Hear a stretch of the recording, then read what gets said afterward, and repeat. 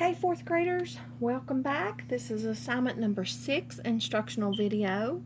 The first question says, circle all the factors that 16 and 48 have in common. So I'm going to do my giant F for factors, and I'm going to find all the factors of 16, all the factors of 48. So for 16, I can multiply 1 times 16. I can multiply 2 times 8. 3 is not a factor of 16, but 4 times 4 is. And there's nothing that comes between 4 and 4 to find another factor. So we move on to 48. 1 times 48. 2, it is even, so 2 times 24. 3 times 16 is 48. 4 times 12. 5 does not go into 48, but 6 times 8 is 48, and 7 does not go into 48. So now I have all the factors of 16 and all the factors of 48. I can circle the ones that are in both lists, such as 1. 16 is in both lists. 2 is in both lists. 8, 4. So all those that are circled, I should circle on that question.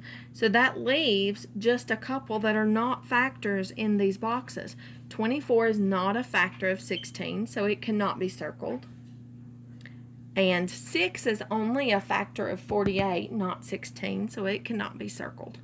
And 48 is not a factor of 16, so it cannot be circled. So you should circle 1, 2, 4, 8, 16, and that should be all the factors of 16 and 48.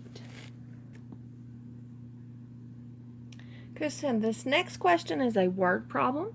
It says Girl Scout Troop 45 in East Carolina is giving away Thin Mint cookies. They have 56 boxes.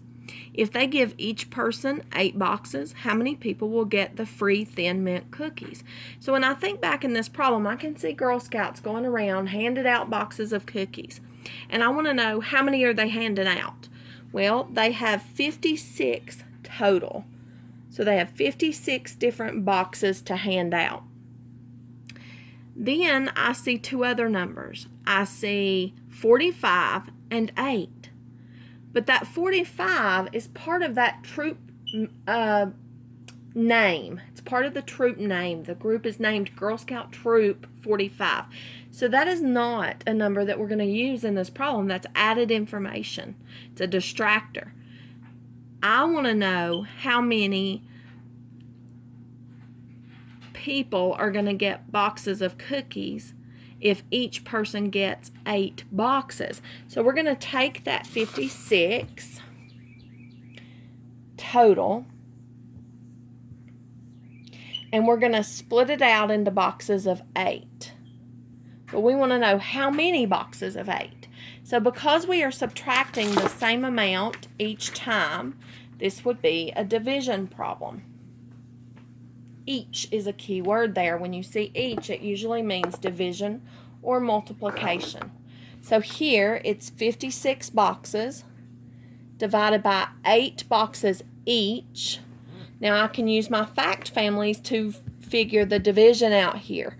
8 times something has to, give away the answer, Miss Grubb. 8 times something has to equal 56. So we have to find out our missing factor. 8 times 7 is 56, so that means that 56 divided by 8 is 7. 7 people are going to get 8 boxes of cookies each. Okay, the last one on the top row is a line graph, and the line graph is entitled Hundreds of Coins Collected Per Year. It tells me how many hundreds of coins collected, and it tells me each year across the bottom. It says which years were the same number of coins collected. Well, if I'm going up the side that tells me the number of coins collected, I'm looking for dots that are on the same line. like they are here for 2010 and 2012, and look across here. 2014 is also on that same line. If I look across here, I only have one dot. 3, I only have one dot. 4, one dot, and 5, one dot. So there are 3 different years that 100 of coins were collected, and that was the years 2010, 2012, and 2014. So that's the answer to the first question. Which year was the most coins collected? Now, I don't even have to look at how many coins were collected. I can use my line graph. If it's the most, then it's going to have the tallest part of the line. So in 2016, the most coins were collected.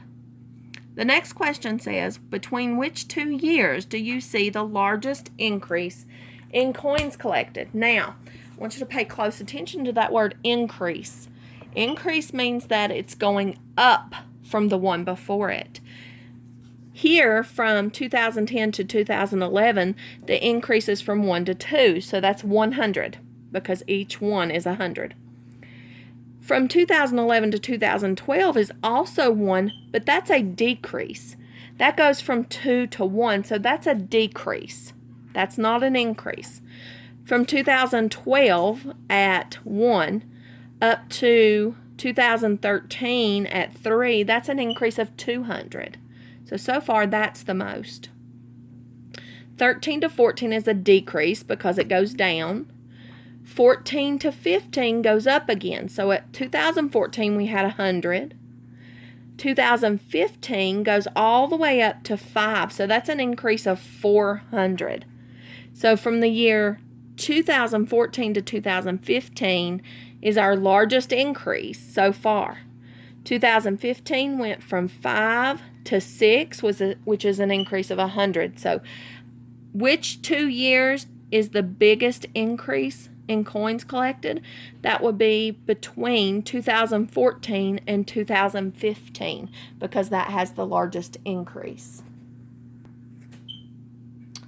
Okay, the second row gives us a question that's multiple choice. It says, which of the following best describes a point? So when we're talking about a point, this can be a point, and I'm going to do A for Amanda. Let's see how we can best describe that. All the points between 2 endpoints. Well, that's not describing just one point. That's describing 2 endpoints and every point between. That's a line segment. So it's not A.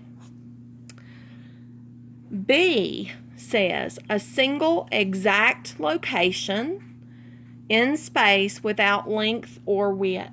Now, this is a single exact location, but I'm going to check C and D. All the points extending infinitely in one direction from one endpoint. So one endpoint extending infinitely in one direction, that would be a ray. So it is not C. That makes that a ray. D says, a collection of points that extend indefinitely in 2 opposite directions. Remember, those arrows mean it goes on forever in both directions. That's a line. So a point is a single exact location in space without length or width. Okay, so the next problem asks, which expressions have a quotient of 7? Which expressions have a quotient of 7? Okay, so I'm looking for 7. 49 divided by 7. Well, I know that means that 7 times something has to equal 49. 7 times 7 is 49. So 49 divided by 7 is 7. There's a 7. 7 times 1. Anything times 1 is itself, so 7 times 1 is 7. 14 minus 7. So 7, 8, 9, 10, 11, 12, 13, 14 is 7 again. 5, 6, 7. They all equal 7. But there's another key word in this question. The question says which expressions have a quotient of 7. Only one of these is a quotient. A quotient is when we are dividing. That is a quotient. Multiplying, this is a product. When we subtract, it is a difference. Whoa, I misspelled. Well, it's messy. And adding, this is a sum. So the only one we could say has a quotient of 7 is that top one. 49 divided by 7 equals 7.